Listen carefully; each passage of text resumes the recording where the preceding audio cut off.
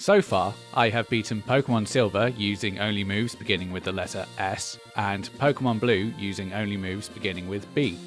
As promised, today I will venture into the 3rd generation Pokémon games, and attempt to beat Pokémon Ruby using only moves beginning with R. There are 354 total moves in Generation 3, with only 22 beginning with the letter R. The big challenge here will be that there are no strong water-type moves for me to rely on this time, like Surf or Bubble Beam in my previous challenges. Instead, I get to select from such varied moves as Rock Throw, or Rock Tomb, or Rock Blast, or Rock Slide.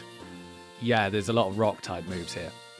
As usual, I've added in some extra rules to make this more difficult. No glitches or exploits, no overleveling past the next gym leader, and only held items are allowed in trainer battles.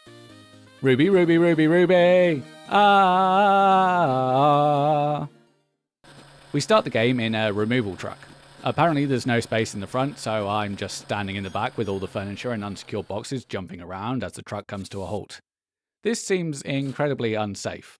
You'd think with my father being a gym leader, we'd be able to afford a van that might have an extra seat, perhaps? Hopping out into the fresh air, my mother introduces me to my new home in Little Roots Town.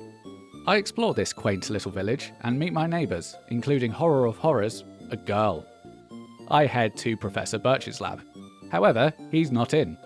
The friendly-eyed explains to me that fieldwork is work completed in a field, so it's off to find a field. I don't have to head far because as soon as I leave town, I find Birch being attacked by a wild dog, in a comedic, is he actually hopeless at his job kind of way. Thankfully, he's left a bag full of incredibly rare Pokémon on the floor, so it's time for me to choose my starter. None of the original starter Pokémon begin the game with a move starting with R, so I have to swap one out. I set Baltoy as my starter Pokémon. Baltoy starts with Rapid Spin, which is a very weak move at only 20 base power. It should make the early game quite difficult in this particular challenge. I have it here in place of Mudkip. Baltoy has Levitate, which avoids ground-type moves, so I think that will make Grovyle the harder matchup for the rival fights. After saving him from the pooch, Birch allows me to keep the Pokémon I picked up. He suggests I go and battle May, who's on Route 103. I don't do any levelling up on the way, and when her Trico starts a battle by lowering my defense twice with Leer, I know that I am overmatched. Rapid Spin isn't strong enough to do any real damage, and with Baltoy's defense lowered, she wins easily. I didn't actually remember that you had to replay this battle if you lose. I just assumed that if I lost, it wouldn't affect anything, like in Gen 1 for example. It really starts to dawn on me how difficult this starting bit is going to be when Baltoy faints again, this time to a wild level 4 Zigzagoon. This was the first battle after losing to May, and I was at full health going into it, so yikes. After reaching level 6, I try battling May again. She doesn't use Leer this time and instead keeps using Pound. We go hit for hit, but Trico is faster and wins again. Okay, if I get a critical hit, then I should be able to win this. Attempt 3 and... oh. Attempt 4? Okay, I'm just going to get to level 7. I return at level 7 and it's back to double Leer and a close loss. Never mind a taste of being a Pokemon trainer, I've had a full banquet at this point. Attempt 6. Ah! Attempt number 7. Okay, this is it. Why? On the 8th attempt, Baltoy finally survives long enough to win the battle. Yeah, we'll go with that. After picking up a Pokédex and collecting the running shoes from Mum, I set off towards the first gym in Rostboro City. On the way, I stop in Petalburg City to say hello to my father. Like Dominic Mysterio, I'm determined to fight my dad, but he tells me he wants to wait until I've grown stronger before beating me, unlike Rey Mysterio. Let's play a game of which early route trainers are currently impossible to beat due to the starter I've chosen. First of all, there's this trainer in the sand on Route 104. His C-Dot has Bide, which deals double the damage I deal back to me, and softens Baltoy up for his Tailo to knock it out with Peck. In the northern part of this route, Lass Haley has a Lotad, which has Absorb and Astonish, two moves which are super effective against the ground and psychic type Baltoy. Lotad uses one Growl, and now the damage I deal from Rapid Spin is lower than the amount that it recovers from Absorb. I do manage to knock it out eventually, but she has a Shroomish, which also knows Absorb, so it's lights out for me again. In the middle of all this, there's also a bug catcher in Petalburg Forest with a Nincada. Nincada knows Leech Life, which, like Absorb, is also super effective against Baltoy, and also recovers health after use, so that's another trainer I need to avoid for now. I do successfully manage to stop the Devon Goods employee from getting mugged. Thankfully, his Dark-type Poochyena doesn't know Bite yet, so that saves me another headache. Okay, let's try and find some easy trainer battle on Route 116. This bug catcher has another Nincada, so that's a no. This lass has a Maril, which knows Water Gun, so that's a double no-no. And this hiker has 3 Geodude. I tried battling the youngster, but I'm not strong enough to beat Machop. You know what? Forget being a Pokemon trainer. I'm going to go be a gardener instead. After training against harmless wild Cascoon and Silcoon in Petalburg Forest, Baltoy learns Rock Tomb at level 15. At last, a real move. Shame that the gym leader's first Pokemon is resistant to it. I'm at the level cap now, so I have no choice but to face Roxanne. Let's see how much damage this new move deals. I think I picked the wrong starter Pokemon. Hey guys, it's Ultra Potion here with another Pokemon challenge. Today I'm going to be beating Pokémon Ruby using only moves beginning with the letter R. None of the original starter Pokémon begin the game with a move starting with R, so I have to swap one out. I set Bagon as my starter Pokémon. Bagon starts with Rage, which is a move that starts at 20 base power, but increases the attack stat every time the user is hit, as long as I keep selecting Rage. Again, I put it in place of Mudkip because I still think Grovyle is going to be the most difficult Pokémon for my planned party to tackle. The first May battle goes well. I defeat her on my first try, for real this time. Rage increases in strength as the battle goes on to outmuscle her Trico. On to Petalburg Woods, and again the Magma battle is reasonably straightforward. The trainer on the beach on Route 104 is still a problem. I try once at level 9 and then again at level 11, but both times C-Dot uses Bite to reduce my health, then Tailo is too fast for me and my Rage isn't strong enough to take it out. Overall though, it is much easier to hit the cap of level 15 than it was with Baltoy. However, when I fight Roxanne, I'm still not strong enough. The starting power of Rage is just too low, and her Geodude is able to stack defense cards to negate any effect of my Rage powering up. Even with recovery from a held Oranberry, I can't get Geodude to below half health. Back to the drawing board, I guess. Who else is available for me to select from? Well, there are no other options in the Hoenn Pokédex, so I have to open up the national dex. Dunsparce also starts with Rage, but even though it has higher stats than Bagon, that's probably still not going to work. I could fight Fire with Fire, or more accurately Rock with Rock using Sudowoodo, but Rock Throw only has 15 power points, so I'm going to run out at some point during the battle, even with a held Leperberry. I really want to avoid overleveling on this challenge unless it's absolutely impossible not to, so that just leaves one option. Or rather, one family of Pokemon. Hitmonlee, Hitmonchan, and Hitmontop all start out at level 1 with the move Revenge. Hitmontop also gets Rolling Kick from the start, with Hitmonlee learning it at level 11. I was hoping to avoid using one of these Pokemon as my starter, as it trivializes the first gym, but I have no other choice here. I run with Hitmontop as it has the lowest attack and speed stats of the three to try and make up for this. Here we go again. As you'd expect, I defeat May very easily, and Hitmontop breezes through the early routes. In Rustboro City, Hitmontop's super effective fighting type moves make easy work of Roxanne, despite it only being level 10 at the start of the battle. Revenge allows the opposing Pokemon to move first, and hits back at double power if the user takes damage. I use this to knock out Geodude in 2 turns. For Nosepass, I use Rolling Kick, which is a standard priority move but has lower accuracy. A critical hit secures the first badge for me. I can finally play the rest of Pokémon Ruby. Upon leaving the gym, I find the same man who I saved from getting mugged in Petalburg Woods getting mugged by the same guy I saved him from. I admire their persistence, to be honest. I chase the thief all the way to Rust Turf Tunnel, where I find he's kidnapped a Wingull from an elderly sailor. After defeating the robber again, the sailor offers me a free boat ride to the next island. Arriving in Dewford, I have some fun with the trendy saying before heading to Granite Cave to catch my first wild Pokémon.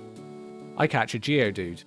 It doesn't know any moves beginning with R to start off with, so I battled some of the trainers I skipped earlier to train it up to level 11, where it learns Rock Throw. This is a decent move for this stage of the game, and will cover Hitmontop's weakness against flying types. Geodude is also ground type, so this will help with the electric type gym a little later on. I faced the fighting type leader Brawly with Hitmontop at level 16. Hitmontop has the ability Intimidate, which lowers Machop's attack at the start of the battle, but Brawly works around this by using Seismic Toss, dealing damage equal to Machop's level. A second rolling kick can't quite knock it out, but does result in a flinch, and that causes Brawly to use a super potion to heal on the next turn. Luckily for me, rolling kick then strikes with a critical hit to knock it out. Brawly's ace here is Maku Hitter. It uses bulk up to boost its attack on the first turn, meaning that Hitmontop's Revenge only hits at base power for less than half health. I try a rolling kick to see if I can get a flinch again, but it misses, and Maku Hitter's arm thrust brings Hitmontop's health down to a third. I've come prepared though, and a held Oran Berry restores a bit of health. Maku Hitter's boosted attack is making me nervous, so I decide to switch in Geodude to sacrifice it to another arm thrust. This allows Hitmontop to use Intimidate as it returns to battle, and with Maku Hitter's attack now back at where it started, I'm much more comfortable allowing Hitmontop to absorb another arm thrust in order to deal double damage with Revenge. This works perfectly, and I win Gym Badge number 2. I deliver a letter to Stephen in Granite Cave, and then head to Slateport to make my next delivery. These early games sure feel like I'm playing Delivery Driver Simulator 2003. All I'm missing is a van to leave parked on double yellow lines. Errands complete, I explore the rest of Slateport, including the museum. Damn, is there a convention on or something? After looking at some lovely boats with the lads, I deliver the Devon goods to Captain Stern. Not even another attempted mugging by Team Magma can ruin my day. I must say, I do enjoy a good museum with boats in it. Comment below your favourite maritime museum. Well, we all know what's next, the rival battle on Route 110. On this occasion though, it's an easy win. Hitmontop uses a double power Revenge to take out Whalmer in one, Geodude defeats Numel with 2 rock throws, and Hitmontop returns to one-shot Grovyle with Revenge. Nice work. On to Mobile City now, where I get the HM for Rock Smash. Rock Smash is a weak fighting type move, which I teach to Geodude to give it some extra type coverage. I easily beat Wally, then enter the third gym. One of the trainers here appears to be James Hetfield, but I don't let that distract me and head on to face Watson. Watson uses electric type Pokemon. The big advantage for me here though is that his Magnemite and Magneton are both also steel type, so fighting type moves are super effective. Rolling Kick one-shots Magnemite, and next is Voltorb. I switch in Geodude and miss with a Rock Throw before taking a Sonic Boom for 20 HP damage. Watson then chooses to use Rollout rather than continuing with Sonic Boom. With Voltorb locked into Rollout, a second Rock Throw and a Rock Smash get the KO. Watson's final Pokemon is Magneton, but it doesn't stand a chance against a super effective double power Revenge, and I win badge number 3. It's now time for me to add some more Pokemon to my team. Before that though, I battled this TV presenter and her cameraman. This is Robbie Marino, CZW with Zandig. Oh my god, what the f just happened? What do you mean what happened? What are you, blind? Jesus! Machop is the next Pokemon I catch. It doesn't know any moves that I can use yet, so I teach it Rock Smash for the same type attack bonus, as well as the TM for Rock Tomb that I won from Roxanne. Rock Tomb has the same power as Rock Throw, but slightly lower accuracy. When it does hit though, it does have the added bonus of always lowering the opponent's speed. The idea here is to give Machop some additional coverage against flying and fire types. Team Magma is stopping us from catching the cable car up the mountain, so we have to go dashing through the ash to reach Fall Arbor Town. On the way, Hitmontop reaches level 25, where it learns Rapid Spin. We already know that this move is basically useless, but I think I'll keep hold of it in case we have issues with spikes in the battle against the champion. Arriving at Meteor Falls, I find Professor Cosmo being entertained by some more Team Magma grunts. I'm ready for another fight, but this time they're driven off by a rival gang. This doesn't bother me, as the real reason I've come here is to catch another Pokemon. Solrock is another rock-type Pokemon that also knows Rock Throw. It's going to end up being a little bit stronger all round than Geodude, and learn a couple of useful moves later on. With these 4 Pokemon now, I should be fairly set for the 4th and 5th gyms against fire and normal types. I need to level up this team before I try any of that though, so I head back and battle a lot of the trainers that I've been skipping over so far. During my training session, Machop learns Revenge at level 25. Geodude is also meant to evolve at level 25, but I cancelled the evolution, so that it can learn a couple of moves earlier than if I did let it evolve. Returning to Route 112, I'm now allowed to use the cable car. At the top of Mount Chimney, I witness all-out gang warfare between the Crips and Team Aqua and Team Magma. There's so many dogs fighting up here that I'm expecting to run into Mike Vick. Maxie is standing at the edge of the volcano trying to force it to erupt using the power of a meteorite. This seems like a bad idea for everyone involved, so I decide to intervene. This Maxie battle is the first time we really get to see the drawbacks of using Revenge. In forcing Machop to go second, I allow Mightyena to use 2 sand attacks to lower its accuracy. To compound this error, Mightyena's bite also forces Machop to flinch 3 times, and gets a critical hit on the other turn. Machop is only able to hit Revenge once before I have to switch to Hitmontop to save the day with a rolling kick. Golbat is next, and it hits a critical hit bite to one-shot my Geodude. Solrock comes out, and despite getting confused by Supersonic, it hits 2 rock throws to knock Golbat out. Maxie's final Pokemon is Camerupt. I was going to use Solrock rather than Geodude here anyway, as Solrock's Levitate ability protects it from Camerupt's dangerous ground-type move, Magnitude. 3 more rock throws win the battle and save the world. Well, at least for a couple more days anyway. Team Aqua's OG Archie gives me props for saving the day before leaving, but everyone here seems to have ignored the fact that the meteorite is still in the blow up the volcano machine. I decide it's probably a good idea to take it out and return it back to Professor Cosmo in Fall Arbor Town. This proves to be a great idea, as for returning the meteorite, I receive the TM for Return. It's like poetry, they rhyme. Return is one of the more powerful moves I'm going to have access to. Its power increases with the attacking Pokemon's happiness, so it makes sense to teach it to my starter Pokemon, Hitmontop. At level 26, Geodude learns Rollout. Rollout is a rock-type move that doubles in power with each successive hit, but locks a Pokemon into that move until the 5th turn or it misses. This could be powerful if I get the right luck, and holding Geodude back from evolving means that I can now use it against the Fire Gym leader, Flannery, rather than waiting until level 29 for Graveler to learn it. Well, that went about as well as I could have hoped. I start the Flannery battle by using Rollout, and Geodude just keeps on rolling all the way through her team to win another badge. Outside the gym, I get ambushed by May, who gifts me the Go Goggles, allowing me to explore the nearby desert. After wandering around a bit, I find 2 fossils lying in the sand. I debate stealing a recurring joke from another YouTuber, but I decide not to, because that wouldn't be the nicest way to thank someone for giving me a shout out, would it? So yeah, I just want to say a massive thank you to Madrybread for mentioning my last video on his channel, and all of the views, comments and new subscribers that I have received because of it. Honestly, it's made a huge difference already, and it's great to know that I'm on the right track with this whole YouTube thing. I put that little shout out in my last video as a bit of a homage, as he is one of the channels who obviously has like a massive influence on my style. I genuinely wasn't expecting him to see it, so yeah, thank you dude. Been watching your content for years now, even before the Pokemon challenges, and I think you're awesome. While we're sharing the love around, I also want to mention another channel. While researching for my challenge in Silver, I found a video by a user called Stals. I hope I pronounced that right. It's from a few years ago, and it's Pokemon Platinum using only Pokemon and moves beginning with P. I think he was the first person to make a challenge video with this whole letter idea, and he adds the extra layer of only using Pokemon beginning with the letter as well. It's absolutely nuts, to be honest. He's also beaten Emerald using the letter C and completed a lot of other unique challenges on his channel, so I think you should all head over there right now and show him some love. Link in the description below. Right, back to the story. I've got 4 badges now, so it's finally time to return to the Petalburg gym and battle my father. He starts with the first of 2 slackings.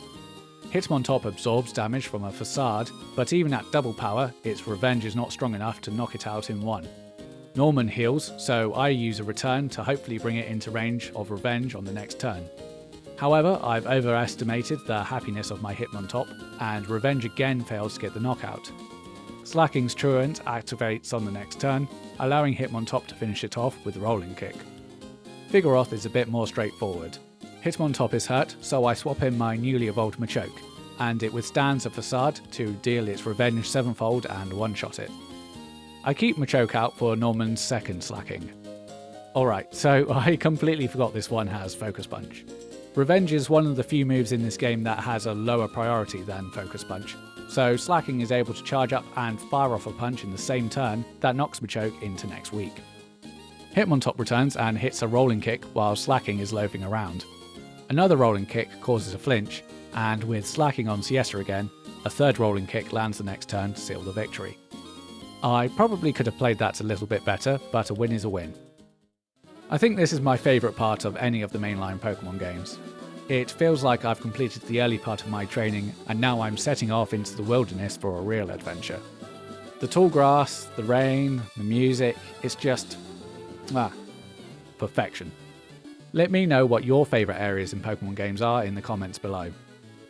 On the first of these wild routes, I catch my next Pokemon, Tropius. Tropius is a dual-type grass and flying Pokemon, meaning that it's not going to be much use in the next gym. However, it does know a new move for my team, Razor Leaf. This is the only grass-type move I'm going to be able to use during this challenge, and comes with a bonus of having an increased critical hit ratio. This should be very useful for the final gym. Also, who doesn't love a cool dino?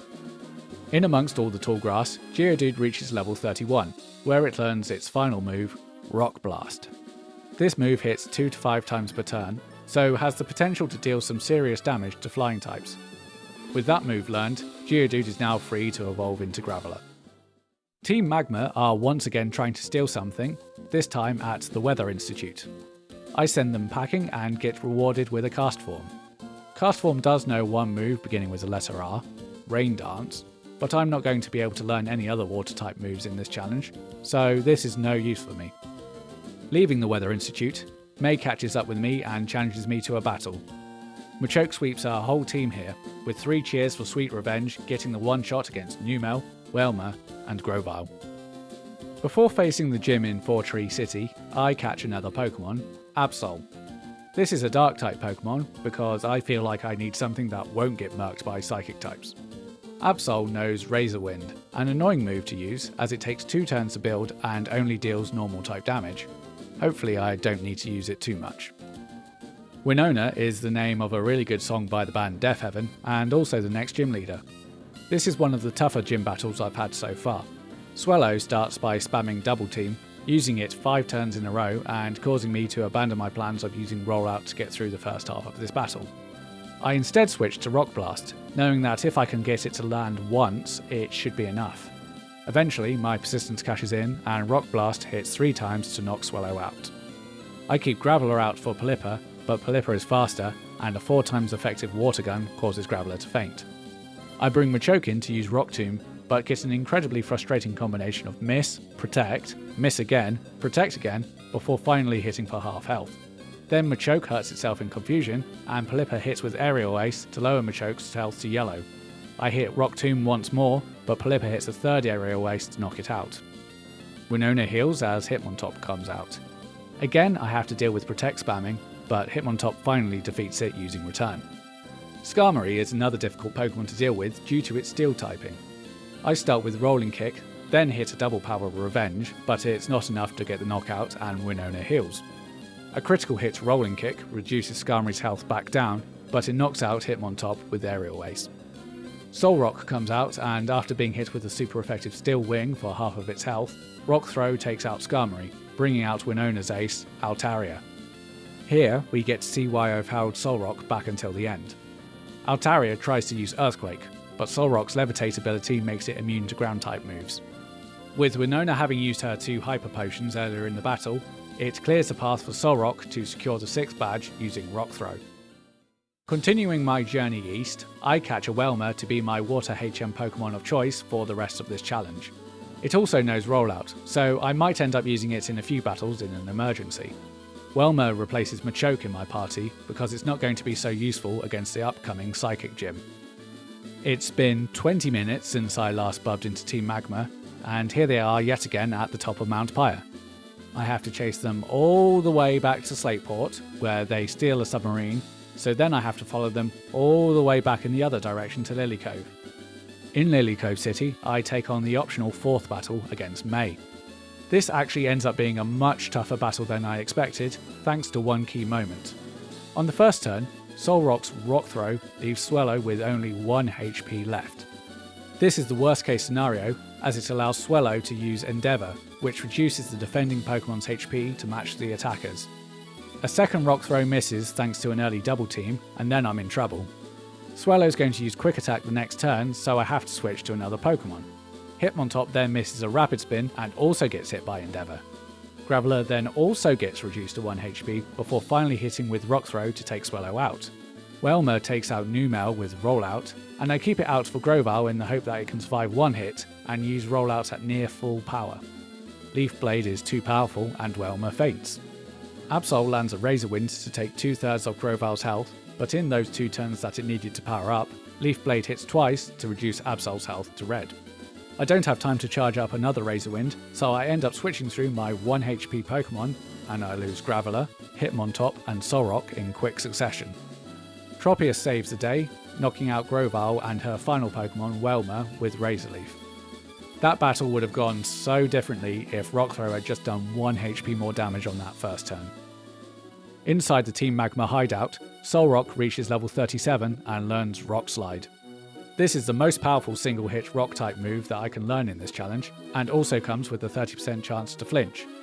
I've also taught Solrock the TM for Reflect, which lowers the physical damage taken by my team by half for 5 turns. Fighting through the hideout, I arrive just in time to watch the submarine depart again. It's now time to head out into the open sea. I should be heading to Moss Deep City to face the 7th gym, but before that I travel all the way to Pacific Town to grab another copy of the Return TM. This gets taught to Absol, so I don't need to rely on charging up Razor Wind anymore. I mentioned it earlier, but you really do feel like you're stepping into the wilderness in these games. Hoenn as a region has a lot of dramatic landscapes, with volcanoes, forests, deserts, jungle areas and coastlines. With the step up in graphics from Game Boy Color to Game Boy Advance, this series of games felt like the first time the route designs reflected a wider regional theme, rather than just a way to get from Town A to Town B. Yes, there's a lot of surfing involved, but even then the sea routes are littered with sandy islands, abandoned ships, caves and dive areas to give the player something to explore. So, rather than the infamous 7.8 out of 10, I award the design of this region 7.8 stars out of 5. Yeah, I use the same scale as Dave Meltzer. I don't really have a plan when I first face Tate and Liza, and it shows. I start with Absol and Tropius, with the idea being that I rely on Razor Leaf from Tropius to damage both Pokemon at once, while Absol chips away at one of them with Return. Solrock has Flamethrower though, which takes most of Tropius' health before a Psychic finishes it off. Absol is immune to psychic damage, so the rest of the battle plays out with Lunatone putting Absol to sleep with Hypnosis, then the pair of them teaming up to take out my other Pokemon while it's snoozing. Once Absol is isolated, Solrock can knock it out using Flamethrower, handing me my first loss since I picked up Hitmontop as my starter. I think I can win this battle at my current level by reshuffling my party and my held items, so let's try that again. Take 2 goes a lot better. Alongside Tropius, I start with Hitmontop this time, as I saw that it could survive 1 hit from Psychic in my first attempt. It does survive, just, and hits a Revenge to bring Solrock down to half health. Hitmontop fates the next turn as Razor Leaf critical hits on Lunatone and brings Solrock down to red. I bring out my own Solrock, and after Tate and Liza use a Hyper Potion on theirs, Razor Leaf plus a critical hit Rock Slide knock out Lunatone. Annoyingly, Lunatone puts Tropius to sleep before it faints, and with Sunny Day set up, Solrock starts blasting through my team with Solar Beam. Ideally, I wanted to knock out Solrock first, as Lunatone can't actually do damage to Absol. The benefit of doing it this way was that Lunatone never got to set up a light screen. so once Tropius wakes up, a few more turns of Razor Leaf win the battle, with Graveler and Whelmer acting as decoys to stop Solrock from using Flamethrower. That was fairly tactical. Now that we've got the 7th badge, we can dive into the sea south of Moss Deep City to find Team Magma in the underwater cavern. Maxie is up to no good again, and this time his actions have major consequences. In bringing the wrong orb to the cavern, he wakes up the powerful Groudon, whose harsh sunlight sets about scorching the planet until it turns into a dry, barren, soulless place. In Sutopolis City, a quick throw of the Master Ball rectifies all of this, so with the world saved, for real this time, we can complete our gym challenge against the final leader, Wallace. My first attempt at Wallace ends up being a failure. Love Disc uses Attract on Tropius the first turn, and Sweet Kiss on the second turn to confuse it. After a few turns of trying and failing to land a hit, I decide that I'm tired of this and switch to Absol. Absol then gets confused from a Water Pulse, and after taking more damage, it manages to knock out Love Disc with Return, although its health is now in the red. I get through Wallace's next 3 Pokemon without too much trouble, but then we reach Milotic, and yeah. A combination of Ice Beam and Water Pulse sweep through my team without much resistance. A bit like the last gym battle, I do some rearranging of my held items and party order, and try again with my team at the same level. This time, I send out Absol to start against Love Disc. Absol is the only female member of my party, so Love Disc can't go for Attract on it. It uses Sweet Kiss instead, but rollsafememe.jpg, a held person berry, heals the confusion and allows Absol to hit with Return. It's not enough to knock out straight away, and Wallace heals, however 2 more returns do the job. Whiscash is a dual water and ground type Pokemon, hence Tropius comes out to use Razor Leaf to knock it out. Hitmontop defeats the ice type Celio with a rolling kick and a return, and Tropius returns to score with a critical hit Razor Leaf on Seaking. That just leaves the mighty Milotic. I decide to keep Tropius out in case Wallace does something stupid on his first turn, but this isn't Generation 1, and a 4 times powerful Ice Beam turns Tropius into banana flavoured ice cream. I send Hitmontop in, and just like in the first battle, Ice Beam freezes. However, I have also come prepared for this eventuality, and a held Aspir Berry allows Hitmontop to hit Revenge for half health. Water Pulse knocks Hitmontop out, and I send out Absol. Absol still having full health at this part of the battle is the biggest difference maker compared to last time. 1 return is not enough to defeat Milotic, and Wallace heals the next turn, but 2 more returns reduce his health to a third, before Absol faints from another Water Pulse. This gives Solrock a chance to win the battle. It survives a Water Pulse, but gets confused. Solrock stays headstrong, and fights through the confusion, using Rock Slide to miss. Ice Beam knocks out Solrock and Graveler to leave me with my last Pokemon, my Whelmer, Roy the Boy. My only choice here is Rollout. I've given Whelmer the Hardstone to boost Rock-type moves, but I'm still not dealing a lot of damage. Whelmer takes 2 Ice Beams, and my second Rollout gets a critical hit to leave Milotic at red health. With the battle on the line, Wallace goes for Water Pulse. Whelmer survives with 18 HP left, avoids getting confused, and lands a 3rd Rollout to win the battle. There's your clutch moment of the save, folks. With all 8 badges, I'm now able to head to the Pokémon League in Evergrande City. Before getting to the League HQ itself, I have the final mandatory battle with Wally at the end of Victory Road. Solrock defeats Altaria using a combination of Rock Slide and Rock Throw. Absol knocks out Roselia using Return, and is also the best Pokemon to face Gardevoir, as Gardy can only deal psychic damage. Hitmontop takes out Delcatty, then survives a Thunderbolt to use Revenge on Magneton for the win. In my training for the final series of battles, Whelmer learns Rest at level 37. This move heals the user back to full health and recovers it from any status conditions, with the trade-off being that it gets put to sleep for 2 turns. I then evolve Whelmer into Wailord at level 40. I attempt the Elite Four for the first time with my team all at level 49, the level cap of the first Elite Four trainer. I'm not expecting to beat the whole thing on my first attempt, so I'm using this to try and learn more about the strengths and weaknesses of my team. Due to the type matchups, I've only got a very limited number of super effective moves to choose from in each battle, so the order I send out my Pokemon here will be critical. I'm expecting the champion battle itself to be really tough. I can't use items in battle, but I can heal my team between battles, and if I lose to one trainer, I'll have to attempt the Elite Four from the start again. Let's see how we do. First up, it's the Dark-type user, Chimney. Hitmontop will be my main Pokemon for this battle, but I send out Absol first against his Mightyena, so that it can take the attack reduction from Intimidate. I get the added bonus of Chimney burning a full restore here, and Absol knocks Mightyena out after several turns of return. Shiftry is next, and I get exactly what I'm hoping for. Shiftry uses Swagger, which maximises Hitmontop's attack and confuses it. I've given Hitmontop a Persian Berry to hold, so it immediately cures itself, and now it has maximised attack for the rest of the battle, as well as super effective fighting type moves. It uses Revenge to blast through Shiftry, Absol, and Cacturn before getting confused again by another Swagger from Sharpedo. I decide to play it safe and switch to Tropius, who finishes the battle using Razor Leaf.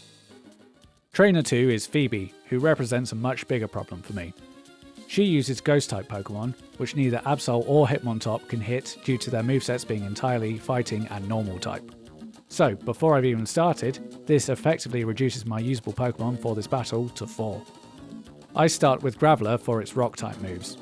I'm hoping Rock Blast can deal some decent damage, but instead it hits 2 times every single time.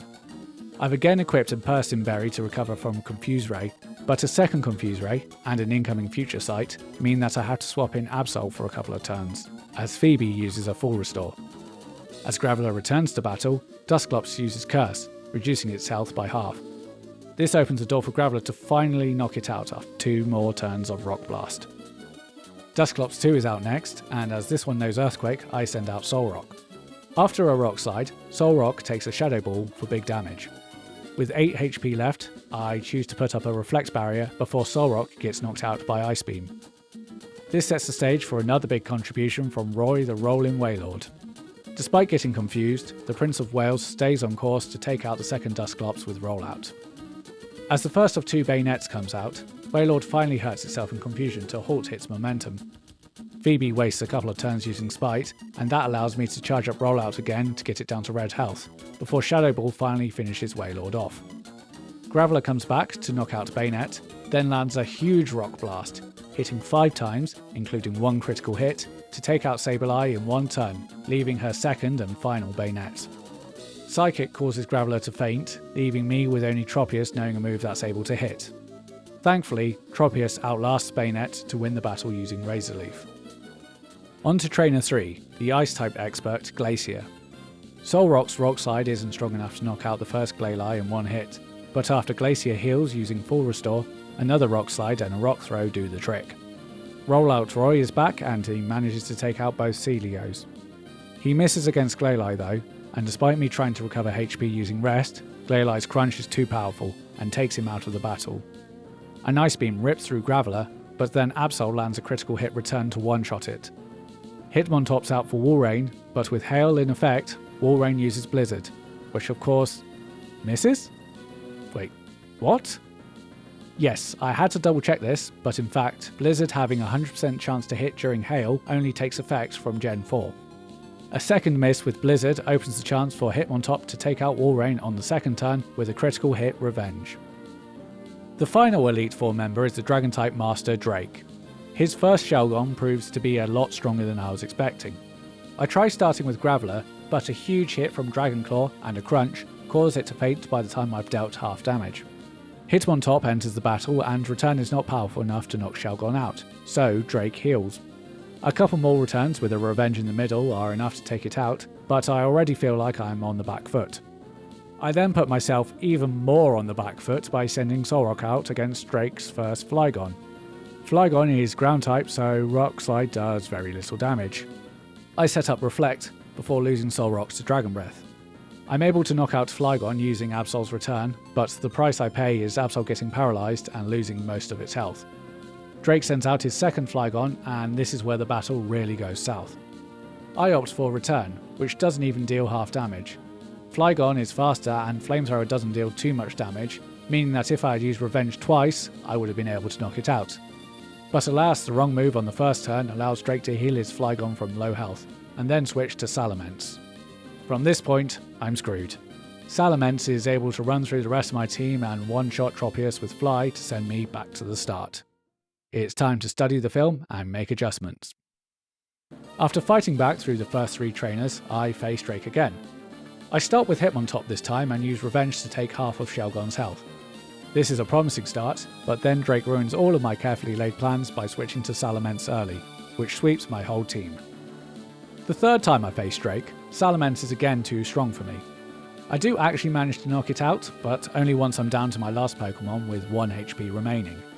On this occasion, it's Altaria that sends me packing. I think I'm going to have to train up my team a couple more levels to get through this battle, as Salamence is still getting those 1 and 2 shots on the majority of my team, and I'm not dealing enough damage in return. Back at Drake with my team at level 54. With his first Flygon at yellow health, he swaps in Salamence. Solrock survives a crunch, which gives me the opening I need to go in for the kill. I select Rock Slide and, oh for goodness sake! This is the problem with relying on so many rock type moves. None of them have 100% accuracy, so there's always a chance that one will miss at the most inopportune moment.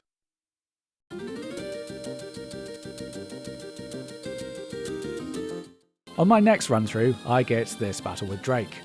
Hitmontop knocks out Shelgon using 2 Revenges after 2 turns of it using Rock Tomb. His first Flygon knows both Dig and Fly, so I end up switching from Absol to Tropius before losing Tropius. Absol comes back in and gets paralysed, only to recover from a held Cherry Berry. This allows Absol to hit return twice to knock it out. Altaria is out thirds this time, and Graveler makes it faint using a combination of Rock Blast and Rock Throw. Flygon 2 is out next, and I use Graveler to lower its defense using Rock Smash before fainting. A pair of Revenges against the weakened Flygon later, and now it's only Salamence left. Intimidate weakens Solrock so that Rock Slide doesn't even remove half of Salamence's health. Solrock's holding the Quick Claw to try and get a hit in first, but it doesn't activate on this occasion, meaning that Solrock ends up fainting. Wailord's sent out, and the first hit from Rollout causes Salamence to use its held Citrus Berry and restore some health. The second turn of Rollout brings the dragon's health to yellow. Now the battle rests on whether Wailord can survive one more turn and hit Rollout once again.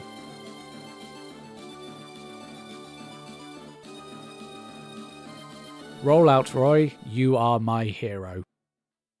My reward for finally beating these 4 trainers in a row is a battle with the Pokemon champion, Steven. And if I thought Salamence was a tough matchup for my team, I'm in danger.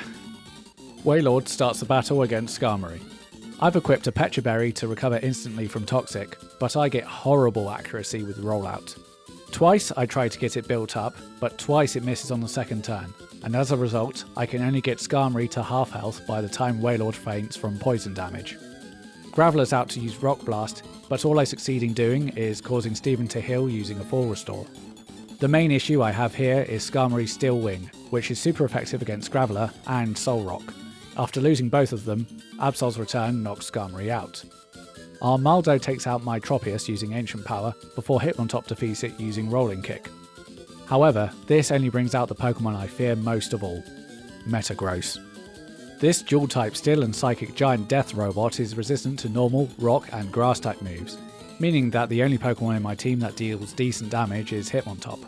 But handily, Metagross also knows the stab-boosted Psychic that can wipe out Hitmontop instantly. So after that, a Meteor Mash to Absol sends me back to a familiar location. I think it's time to bring out my secret weapon. You see, many moons ago, when I was first travelling towards Mount Pyre, I stopped by the Safari Zone on the way. There, I caught a Heracross, after many attempts, and dropped it off at the daycare to passively gain levels while I adventured, battled, and saved the world. Collecting it now, I train it up to learn the move Reversal at level 45. Reversal increases in power the lower HP the user has. It's also a fighting type move, meaning that it's not resisted by Metagross. I also teach Heracross another copy of the Return TM, as the man in Pacificlog gives it out once a week. Now we've made it to the champion, I can level up my team to the final level cap of 58. I make the tough call to drop Graveler from my team, as my other Pokemon are now strong enough to get through the Elite Four without it. Time to finish this. Before getting back to the champion, there's one important bit of setup I need to do during the battle with Phoebe. The Heracross I caught has the ability Guts, which boosts its attack when it's affected by a non-volatile status condition like Poison, Paralysis, or Burn. Guts also negates the reduction in attack a Burn would normally inflict on a Pokemon. So, I make sure to send out my Heracross against Phoebe's first Bayonet, and wait for it to use Will-O-Wisp, which, sure enough, leaves Heracross with a burn. With this final piece in place, I now just have to make sure my Heracross doesn't faint before getting to Steven. As long as I can get past this damn Dusclops! Upon making it back to Steven, it's time for the final showdown. Like before, I start with Wailord against Skarmory, and Steven uses Toxic first turn, which gets healed by a Pecha Berry. I get better fortune with Rollouts this time, and keep building up power as Skarmory uses Toxic again. One of the most critical aspects of this battle happens when Skarmory uses Spikes, which causes damage to any of my Pokemon switching into battle. This is very important. Rollout brings Skarmory down to red health, Steven heals with full restore, and Wailord's Rollout at full power still isn't enough to knock out Skarmory in one hit. A single Rollout should be enough to finish it off, but another turn of poison damage would also knock Wailord out. Therefore, I elect to use rest and heal up. After Wailord wakes up, I use that one turn of Rollout required to take out Skarmory. Steven sends out Aggron next. I send out Heracross, which takes damage from Spikes and from the burn that it picked up during the Phoebe battle. Excellent. Reversal isn't powerful enough yet to one-shot, but after Aggron hits Thunder and another turn of burn damage, my brave Beetle has built up enough anger to take Aggron out on the second turn. Wailord returns to battle to face Armaldo. Armaldo does eventually manage to make Wailord faint, but resting on the first turn buys me enough time to use an additional turn of Rollout, dealing enough damage to allow Solrox to come in and finish it off with Rock Slide. Then, Credilli is a nice and straightforward one-shot. Hitmontop uses Revenge after taking a hit from Giga Drain. This brings out the Monster Mash itself, Metagross. It's time to find out if this plan will work. Heracross comes out and again takes damage, both from Spikes and from its burn. So now we've got Reversal at 100 power due to Heracross's low health. We've also got it hitting 1.5 times harder due to the effects of Guts. If this doesn't work, I'm going to have to do this battle over and over again until I get Heracross to face Metagross at a time where its health is low enough to one-shot. Or I can get a critical hit. That also works fine. I'm happy with that. With the biggest obstacle cleared, Steven only has one Pokemon left, Claydol. In somewhat of a full circle moment, Claydol is the evolved form of the Pokemon I tried to use at the very start of this challenge. He desperately puts up barrier after barrier. Reflect, Light Screen, Full Restore, Full Stat Boost from Ancient Power, Full Restore. Hey, I thought Razor Leaf was supposed to critical hit more often. Light Screen, Reflect, Full Restore, Light Screen, Reflect. You can put all these obstacles in my way, but in the end, you can't stop the power of friendship. And there it is. I have beaten Pokémon Ruby using only moves that begin with the letter R. This one was a hell of a journey. I wasn't expecting the first Pokemon I tried for this challenge to be such a dud, so this one required a little bit of trial and error to get going. Then, with Hitmontop, the first half of the save was pretty easy, but my lack of type coverage eventually caught up with me, and the last few gym battles, and the Pokemon League, required real strategy and a dash of luck to get through. Going from Gen 1 and 2 to this game really makes you appreciate the level of depth they added as time went on. And I know that the physical special move split from Gen 4 is going to add to that complexity when I do get to those games. We won't be doing that next time though. I'll be staying right here in Hoenn as I try to beat Pokemon Emerald using only moves beginning with the letter E. If you enjoyed this video, please leave a like and subscribe to see the next one. I'm getting close to 1,000 subscribers, so any help in getting there will be much appreciated. Also, if you haven't seen them already, please watch my previous challenges in Pokemon Blue and Pokemon Silver. Thanks again to Madrybread for the shout out, and please also do check out that other channel that I mentioned earlier. Thank you so much for watching, and I'll see you again soon.